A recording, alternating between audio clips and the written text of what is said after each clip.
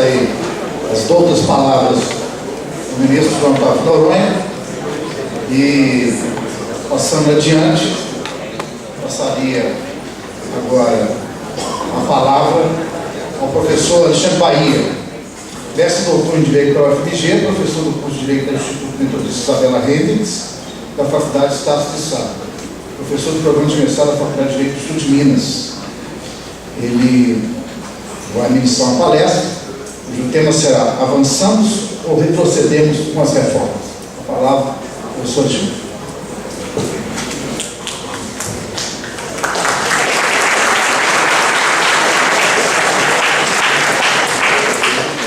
Boa noite a todos. Eu queria agradecer o convite feito então pelo professor Diego, pelo professor Fernando, para substituir, insubstituível presença do professor, que por razão de saúde não pôde vir.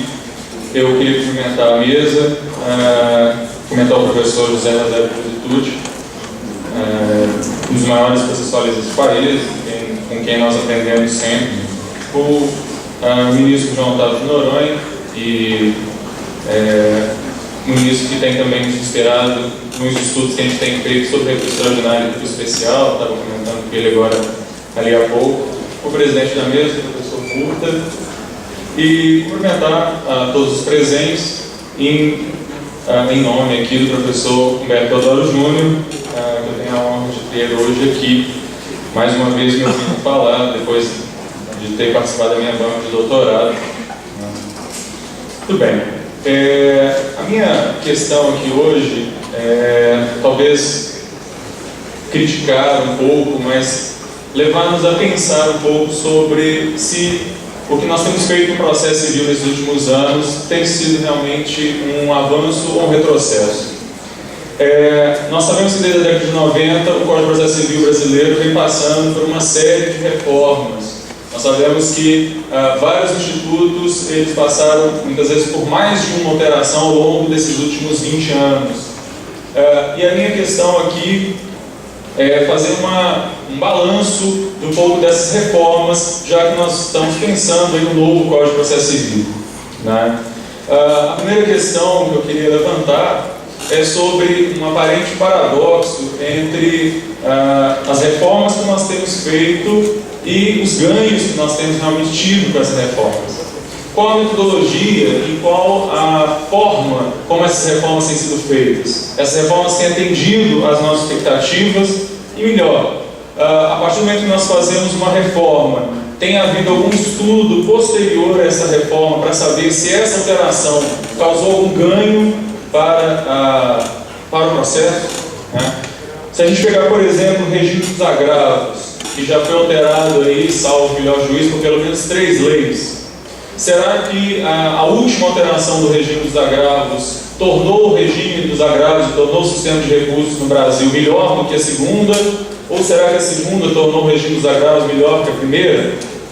Existe algum estudo nesse sentido no Brasil? E o que nós temos percebido é que, na verdade, não existe nenhum estudo nesse sentido, né? As nossas reformas elas têm sido feitas muitas vezes de maneira intuitiva e não há nenhum estudo prévio sobre essas reformas e não há nenhum estudo posterior sobre essas reformas, né? Afinal de contas, o novo Código de Processo Civil, o projeto do novo Código de Processo Civil, já que eu estou falando do agravo, traz uma nova sistemática do agravo. Ele nem consolida a última alteração, ele já vai trazer uma nova sistemática. E aí a questão que fica essa nova sistemática do agravo, ela foi pensada em estudos que mostraram que a última alteração, a alteração da última vez que foi alterada, 11.232, ela foi suficiente. Quer dizer, é por causa disso que nós estamos mudando ao regime dos agravos. É um pouquinho sobre isso que eu quero chamar a atenção aqui hoje. Nós temos um poder legislativo no Brasil que ele é muito curioso. Por vezes nós chamamos a atenção sobre o excesso do nosso legislativo, sobre um certo ativismo do nosso legislativo. Outras vezes nós falamos sobre uma omissão sistemática do legislativo no Brasil. Quando nós pensamos nas alterações que o Código de Processo Civil e o Código de Processo Penal sofreram durante esses últimos 20 anos, nós vemos que o legislador brasileiro é extremamente ativo, extremamente receptivo e extremamente produtivo em produzir alterações do processo civil. No entanto, quando nós olhamos outros temas fraturantes, temas que dizem respeito principalmente a direitos fundamentais, nós vemos um legislativo omisso, nós vemos um legislativo incapaz de oferecer a mesma disposição que ele oferece para outros temas. Nós podemos citar, por exemplo, projetos de lei que estão tramitando há vários anos, como por exemplo a greve, projeto de lei sobre greve de servidor público, projeto de lei sobre a união entre pessoas civil entre pessoas do mesmo sexo, que é um projeto de lei, esse último, que está lá no Legislativo há mais de 16 anos. Nesses últimos 16 anos em que esse projeto de lei tramita, se é que tramita no Congresso Nacional, o Congresso Nacional aprovou algumas dezenas de leis alterando o regime de processo. Então, uma primeira pergunta que a gente pode fazer é por que o nosso legislativo ele é tão eficiente em alguns casos e por que ele é tão ineficiente em outros? Esses dois lados do nosso legislativo, me parece, revelam um pouco do fenômeno que é a Constituição de 1988, como foi lembrado aqui mais de uma vez hoje. Essa é uma Constituição que mudou a face do que nós concebemos por direito, todos nós sabemos disso. É uma Constituição que garantiu uma série de direitos fundamentais e que abriu realmente as portas para o acesso à justiça. O acesso à justiça que nós passamos todo o século XX lutando por garantir. Se nós lembrarmos aí dos estudos do Capelletti, no projeto de Florença, sobre as ondas de acesso ao judiciário, se nós lembrarmos todos os estudos que nós fizemos aí durante todo o século XX, falando sobre acesso ao judiciário, nós vamos ver que com a Constituição de 88 nós conseguimos aquilo que nós tanto queríamos, conseguimos o acesso. E é interessante pensar que aquilo que nós tanto queríamos, que é o acesso ao judiciário, acabou se tornando um problema. Aquilo que de repente deveria ser comemorado como um ganho, de repente virou um problema, porque a partir da Constituição de 1988, os cidadãos passam a ter consciência então dos seus direitos e passam a entender que eles podem reivindicar esses direitos. E a reivindicação desses direitos se torna um problema. E desde então, não é coincidência que a partir da década de 90, o nosso legislador vem se esforçando para criar mecanismos de que obstem o acesso a esse judiciário, que tornam o acesso a esse judiciário cada vez mais complicado. E tudo isso, é claro, vai desaguar nas instâncias superiores, e como lembrou o ministro Noronha, nós temos tribunais superiores abarrotados com milhares de ações, e de fato, com milhares de ações repetitivas, não há que se negar isso, mas no final vamos tentar relembrar alguns pontos lembrados pelo ministro João Otávio Noronha, no sentido de que essas milhares de causas têm alguns poucos destinatários, essas milhares de causas têm algumas poucas partes privilegiadas nessas partes. Não é que milhões de pessoas no Brasil resolveram ajuizar ações, mas é que essas milhões de pessoas no Brasil resolveram ajuizar ações contra algumas pessoas. Nós sabemos muito bem de quem é que nós estamos falando, nós sabemos que essas milhares de ações repetitivas têm, entre 70% e 80% dos casos como destinatário o poder público. O ex-ministro Eros Grau, quando ainda não era ministro da STF, ele publicou um artigo certa vez dizendo que o grande problema da justiça do Brasil é que o poder público não consegue se conter nos quadrantes da Constituição. Caso o poder público no Brasil conseguisse se conter dentro dos quadrantes da Constituição, nós certamente teríamos um judiciário bem menos afogado. As estatísticas dão conta aí, o ministro João Otávio Noronha pode confirmar, 70%, 80% de todos os processos tramitados no STJ, todos os recursos, enfim, tem como parte a União, Caixa Econômica Federal e INSS. Nós temos aí três entes que correspondem a, certamente, mais da metade de todos os processos. de todos os processos que estão tramitando ali naquela corte hoje. Né? Certamente dos 8.000 recursos que o ministro tem ali no seu escaninho, bom, pelo menos uns 5.000 tem pelo menos uma dessas três pessoas como parte, normalmente como réus. Né? Essa abertura para reivindicação de direitos vem acompanhada também do uso abusivo da reivindicação. Né? É claro que quando essas pessoas todas vêm bater nas portas da justiça, nós temos que lembrar, nós temos que pensar que boa parte delas usam a justiça de maneira abusiva. E uma coisa que as reformas não têm conseguido fazer, e cá entre nós não têm se dedicado tanto a fazer, é conter o abuso. É certo que uma boa parte dessas ações envolvem pretensões abusivas a recurso, pretensões abusivas de ação, protelação até não mais poder. Não é? Basta nós pensarmos que no caso dos entes públicos, até bem pouco tempo, vigia a ideia de que o interesse público, os bens públicos são indisponíveis, logo os procuradores da União, os procuradores dos entes públicos têm que continuar recorrendo sempre, eles não podem não recorrer, porque afinal de contas eles estão defendendo o interesse público. Não é? E ao recorrer, mesmo sabendo que aquela tese é uma tese já vencida, eles abarrotam os nossos tribunais. Eu tenho aí um uso abusivo de um instrumento que é um instrumento legítimo, que é o recurso.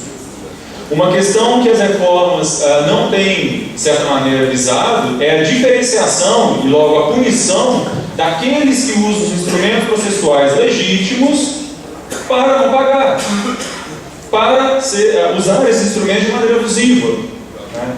E ao contrário, ao criar óbices como o pré-questionamento, por exemplo, né, reforçado aí nos últimos anos, ou como lembrou o ministro, ao recusar um recurso do carimbo não está claro, né, ou porque você até fez o recurso dentro do prazo, mas você não comprovou de maneira satisfatória que o recurso foi feito dentro do prazo, ou foram pagas as custas, apesar de você ter pagado as custas, o que nós temos aí através desses mecanismos é uma punição de todos.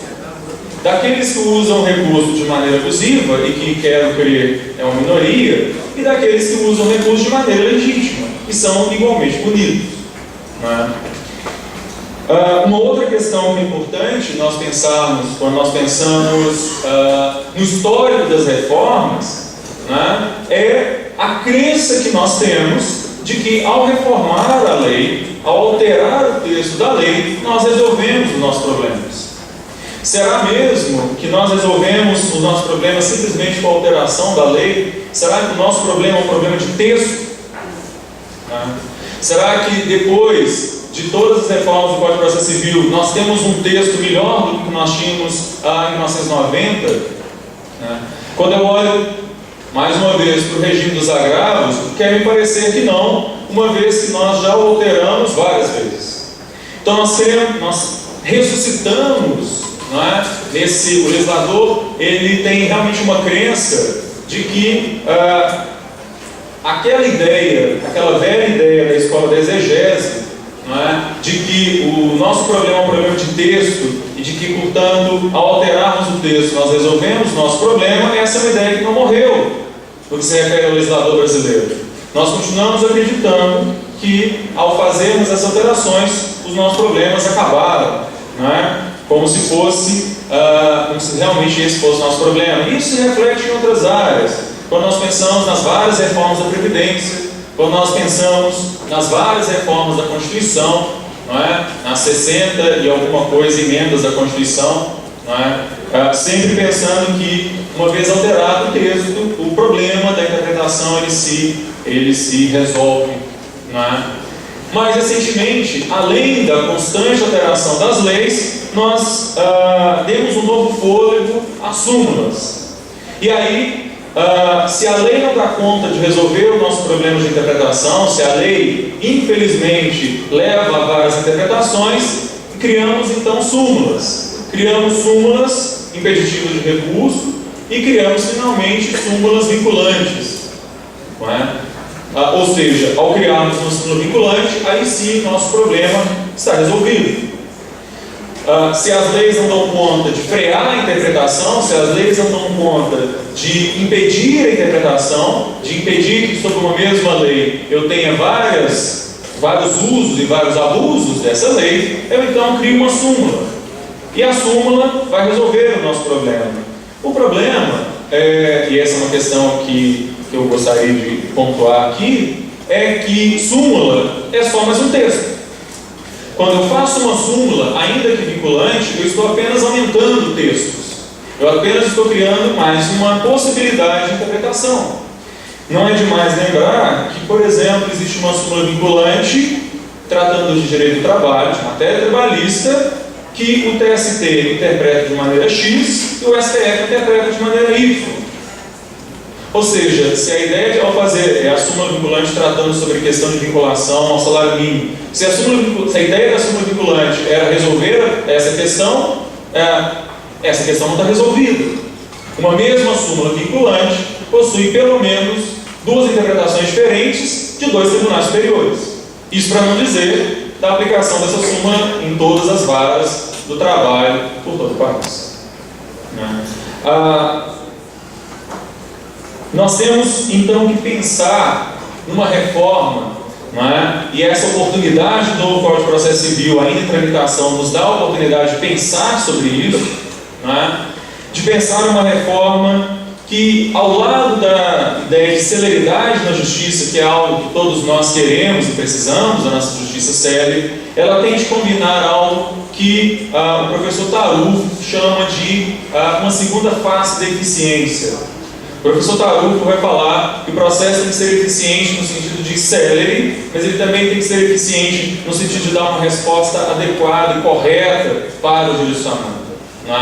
Infelizmente, somente o primeiro sentido de eficiência tem sido valorizado pelo nosso legislador. E nós sabemos que, enquanto o processo ele for encarado como um mal a ser evitado, o processo foi encarado como algo que eu tenho que me livrar dele o mais rápido possível, eu só estou multiplicando o número de recursos. O professor Gelli, que está aqui presente hoje, juntamente com o professor Humberto Teodoro, eles publicaram um artigo muito interessante falando sobre o contraditório, que foi brilhantemente lembrada a questão do contraditório pelo professor Cruzitucci, do novo Código de Processo Civil. E os professores falam, então, que o contraditório ele tem que ser repensado, e o projeto do novo Código de Processo Civil vem muito nesse sentido. O contraditório não pode ser simplesmente bilateralidade, o contraditório não pode ser simplesmente dizer e contradizer, vamos dizer, os professores Gelli e Humberto. O contraditório tem que ser pensado como direito e oportunidade de influenciar a sentença. O contraditório tem que ser pensado na ideia que está muito presente também nesse projeto do novo Código de Processo Civil, como não surpresa. O contraditório com a ideia de que a sentença tem que ser uma resposta exata àquilo que foi comparticipativamente produzido pelas partes. Não de comum acordo, mas em contraditório, como lembrou o professor Cruzitucci. Mas a sentença tem que ser o produto dessa participação, dessa comparticipação das partes envolvidas. Por quê? Porque se nós tornamos a primeira instância um processo cada vez mais sumarizado, se nós desvalorizamos o papel do juiz de primeira instância, como foi lembrado pelo ministro Noronha, mas não só do juiz de primeira instância, mas do processo de primeira instância como formador do direito, como aquele lugar onde vai ser reconhecido o direito, e, portanto, violando o contraditório, já que o processo célere a todo custo, ele é um processo que, afinal de contas, dá qualquer resposta. Esse processo célere a todo custo, ele gera potencialmente um número maior de recursos. E todos nós sabemos que a demora dos processos está muito mais concentrada na fase recursal do que ele demora na primeira instância. Então, existem pesquisas que vão mostrar que um processo mais bem construído na primeira instância, onde as partes têm oportunidades reais, oportunidades pelo menos, de contribuir na fabricação dessa sentença, E se essa sentença, ao contrário do que diz a jurisprudência dominante dos nossos tribunais superiores, ela for uma resposta a todas as questões postas pelas partes, nós sabemos que existe um entendimento dominante de que o juiz não é obrigado a se manifestar sobre todos os pontos trazidos pelas partes, se o fundamento escolhido for suficiente para dar a sua decisão. Esse entendimento é um entendimento que apenas favorece a produção de mais recursos. Ao passo que, se essa sentença for realmente uma resposta nesse sentido, eu posso ter a diminuição exponencial de recursos e, portanto, ganhar a tão sonhada celeridade do processo. Então, quando nós defendemos um processo em que haja respeito ao contraditório, em que talvez se perca um pouco mais de tempo na cognição, isso não tem simplesmente um objetivo filosófico, não é, de garantir uma decisão filosoficamente mais interessante, mas essa é uma questão muito prática. Essa é uma questão que envolve diretamente a celeridade do processo. Não é? Será que essa proposta, essa ideia da reforma do legislativo, essas constantes reformas, criando novos institutos, criando novas formas de conceber os velhos institutos, sem que haja pesquisas sólidas, antes, durante e depois de consolidada a medida, será que essa é a melhor forma de nós concebermos uma justiça eficiente? Nós trabalhamos no Brasil meio que num sistema de tentativa e erro. Não é? Nós tentamos uma nova solução, se essa solução não funciona, nós tentamos outra, mas até para dizer que essa solução não funciona, a coisa é toda feita muito de maneira intuitiva. Não há uma pesquisa, inclusive, que mostre que a solução anterior não funcionou e, portanto, eu tenho que adotar uma nova solução. Nós temos que lembrar, inclusive, que lentidão no processo não é uma questão recente. Eu apontei aí a Constituição de 88 como das grandes responsáveis por isso, mas lentidão no processo é algo que já é mencionado no Brasil há pelo menos 100 anos. Nós vamos encontrar autores como Hahnemann, Guimarães, lá no começo do século XX, falando da lentidão no processo no Brasil.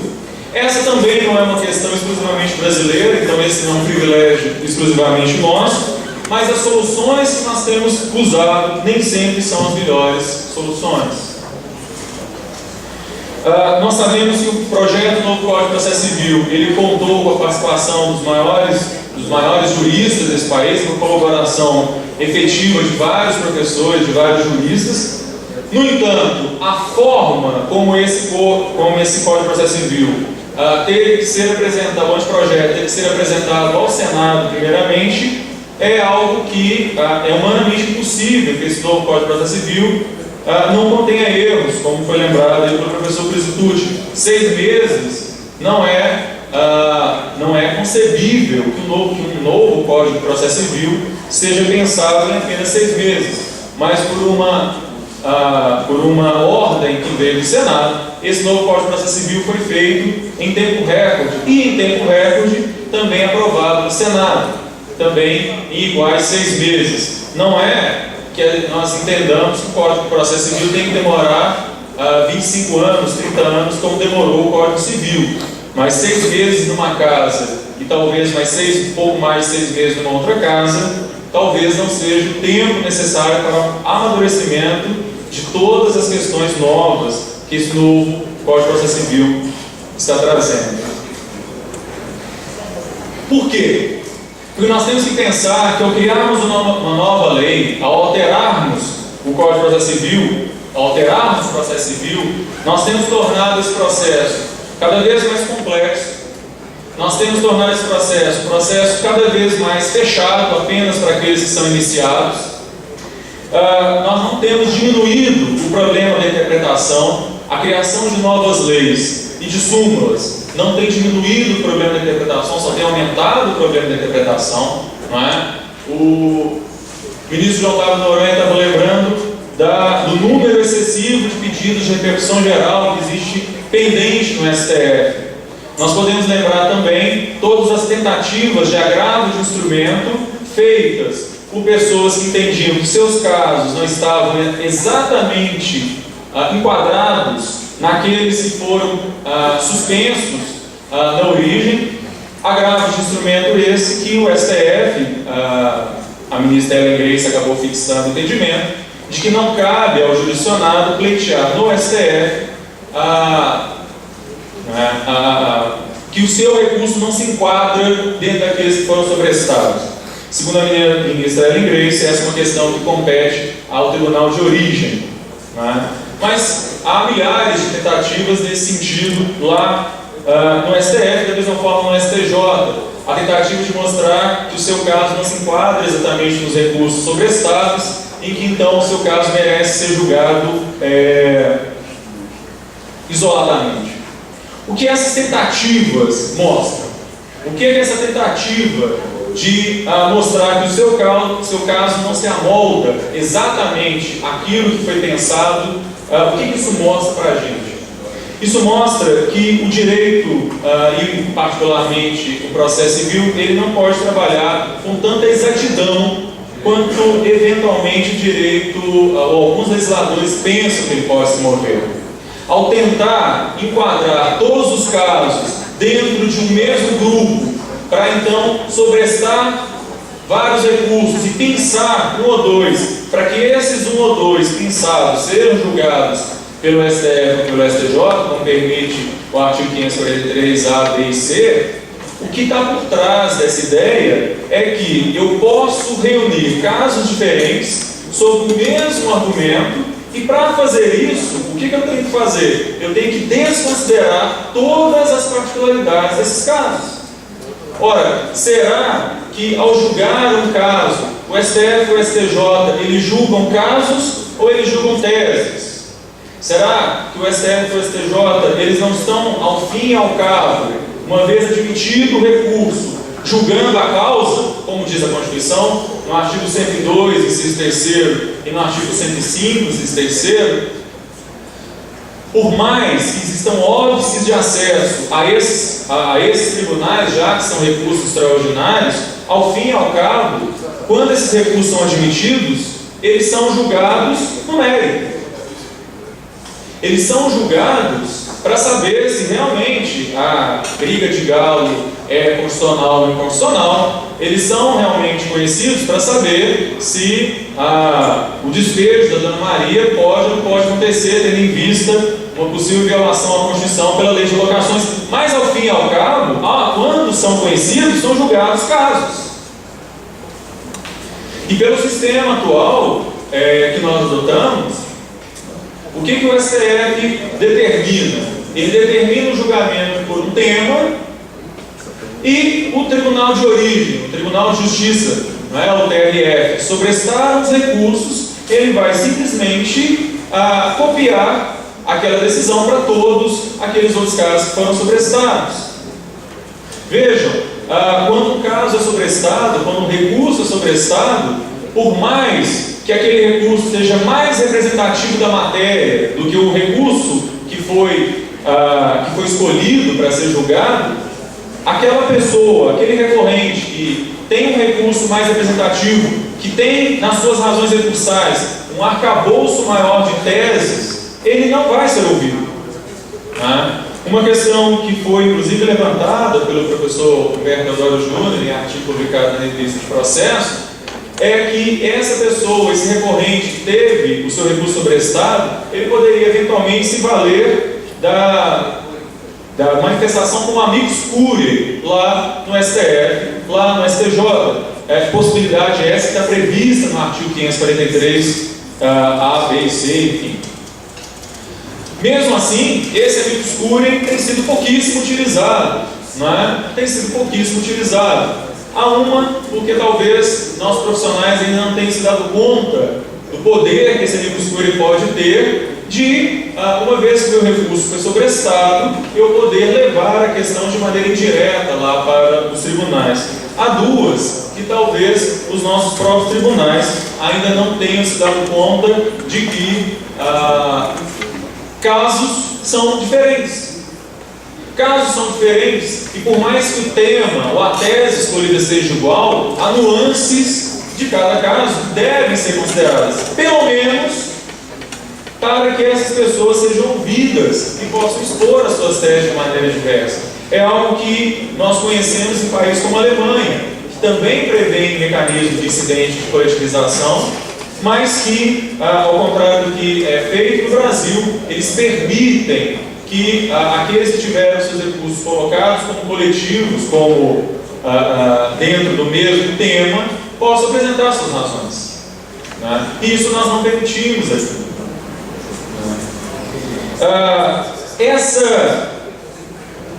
Essas reformas que têm sido feitas no Brasil, nós não podemos esquecer que elas têm uma origem. Né? E quando nós confrontamos as reformas processuais feitas no Brasil com reformas processuais feitas em outros países da América Latina, nós vamos descobrir que nós temos muito em comum com outros países da América Latina. Todos eles vêm seguindo o mesmo receituário. Quando você pega balanço de reforma na Guatemala, na Costa Rica, na Colômbia e outros países da América Latina, você vê que todos eles estão aplicando basicamente o mesmo receituário. E qual tem sido esse receituário? Padronização das decisões, incidentes de coletivização. Todos eles têm enfrentado essas questões de maneira mais ou menos idêntica, até porque todo esse receituário foi determinado por um único órgão, ou por uma única decisão que nós conhecemos como Consenso de Washington, que definiu como deveriam funcionar os legislativos, os judiciários, para países de terceiro mundo, particularmente para a América Latina. E o que o Consenso de Washington fala sobre como deve funcionar o judiciário em países da América Latina? Ele vai estabelecer que o judiciário tem que ser previsível, que os mercados precisam da previsibilidade das decisões. Né? E qual a melhor forma de evitar que juízes diferentes tenham decisões diferentes, que não mecanismos como súmulas, como repercussão geral, como, súmulas vinculantes. Né? Hoje de manhã, eu, por exemplo, estava falando sobre recursos para a minha turma lá, na turma minha de 7º período no Estácio, e eu estava falando sobre o regime da execução, que permite que, se houver uma sentença terminativa, o tribunal, ao conhecer daquela apelação, possa não apenas cassar a decisão, mas, inclusive, se ele entender que há elementos suficientes, ele pode ir julgar o mérito daquele caso. Ora, o que nós estamos fazendo aí é uma bela exceção ao princípio da vedação da supressão de instância. Eu tenho um processo no qual não teve qualquer apreciação de mérito pelo juiz de primeira instância, e de repente o Tribunal de Justiça, por uma questão de celeridade, para evitar que esse processo volte para a primeira instância e depois acabe no próprio tribunal via apelação, o próprio tribunal já julga esse recurso. E já julga recurso? Não é? Ao julgar o recurso, já julga o mérito do caso. Eu me lembro, inclusive, de um outro caso que apareceu no informativo do STJ de anteontem, que cuida de uma decisão do Tribunal de Justiça de Minas Gerais a respeito do artigo 285-A do Código de Processo Civil, que permite que o juiz, diante de certas circunstâncias, ele possa repetir a sentença que ele já proferiu em outros processos. E aí o Tribunal de Justiça de Minas Gerais considerou que o juiz, no caso, ele havia dado sentença dizendo que estava aplicando 285-A, mas não havia repetido a sentença. O juiz não se deu trabalho de fazer lá o Ctrl-C e Ctrl-V para dizer que essa sentença é igual àquelas outras que eu já havia dado. O Tribunal de Justiça de Minas Gerais entendeu que isso violava o direito do jurisdicionado de saber, afinal de contas, tudo bem, o meu processo está sendo julgado com base no 285-A, mas qual é a sentença idêntica? Qual é a sentença com base na qual o senhor está julgando o meu caso? Infelizmente, contra essa sentença foi o Estado de Minas Gerais, era a parte ré, ele opôs recurso especial ao STJ, e o STJ considerou que não é garantia do jurisdicionado ter a sentença repetida no seu caso, ainda que, afinal de contas, seja o seu caso.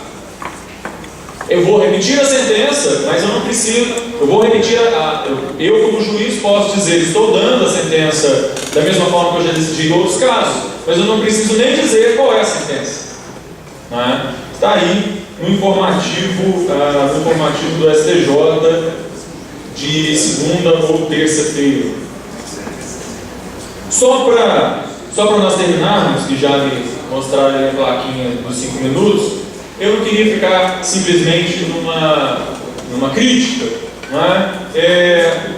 E além das pontuações que fizemos, eu queria falar sobre alguns problemas que as reformas e esse novo Código de Processo Civil pode, ainda há tempo, não é, de tentar resolver. Uma das questões são os chamados tempos mortos do processo. O professor Humberto Teodoro Júnior lembra que cerca de 80% de todo o tempo que o processo demora é gasto com nada, é gasto com tramitação vazia do processo. Imagine então se eu consigo eliminar 80% do tempo que o processo dura. Se o processo estava durando lá 10 anos, se ele poderia durar então apenas 2 anos, se eu tivesse o sistema mínimo de eficiência administrativa, de gestão administrativa. E esse é um outro ponto que eu queria chamar a atenção, que eventualmente as reformas não chamam tanta atenção. É que o sistema de gestão administrativa, de um ponto de vista administrativo, de eficiência, de excelência administrativa, é tão ou mais importante que qualquer outra alteração que nós façamos no regime de agravo. Tá certo? Tão ou mais importante do que qualquer alteração que nós façamos sobre se o recurso vai ter ou não vai ter efeito suspensivo. Já que uma má eficiência na gestão do processo, na gestão das varas, é causa de perda de tempo, como lembra o professor Humberto, cerca de 80% de todo o tempo que o processo demora. É claro que nós não podemos nos esquecer, mais uma vez, de que o Estado é o grande cliente do nosso judiciário. E se os processos no Brasil têm demorado tanto, eles têm como um dos seus grandes responsáveis a própria atuação do Estado, que não se contém nos limites dos padrões da Constituição, como lembrava, ou como lembra o professor Eros Grau. Nesse sentido, vale nós repensarmos a questão da litigância de má-fé, que também foi lembrada aqui, e que é tão pouco aplicada. Não é? A litigância de má-fé que é tão pouco tratada dentro dos nossos tribunais e até mesmo pelo nosso legislador. Não é? O uso abusivo do direito de ação, o uso abusivo do direito de recurso é certamente algo que poderia minorar, o ataque a esse abuso poderia minorar o problema do nosso legislativo. Por fim, a questão que nós temos que pensar sobre a nossa justiça, sobre a justiça que nós estamos construindo e sobre esse novo Código de Processo Civil é se realmente nós queremos uma justiça preta-porteira. Será que nós queremos realmente uma justiça que já previamente dê todas as decisões sem análise do caso concreto? Será que nós chegamos a um ponto em que realmente o contraditório não tem qualquer importância, como disse alguém numa palestra recente lá em Ribeirão Preto, não é? Que essa questão de contraditório é algo ultrapassado, que nós na verdade temos que superar essa bobagem de contraditório, porque isso é só perda de tempo. Mais uma vez insisto, o contraditório não só é um comando constitucional no sentido de respeito ao direito de ação, respeito aos direitos fundamentais, como também esse contraditório é garantia, aí sim, de celeridade do processo. E nesse sentido, nós temos aí várias pesquisas que vão mostrar que um processo de conhecimento bem feito, como eu disse, ele resulta em processos mais curtos e não em processos mais longos, como algumas tentativas de sumarização que têm acontecido aí nos últimos anos. Obrigado.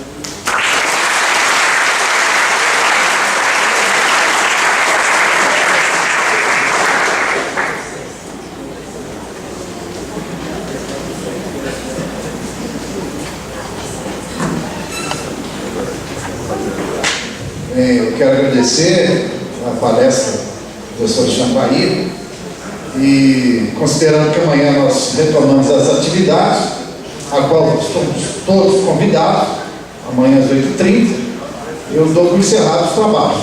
Agradeço a presença de todos.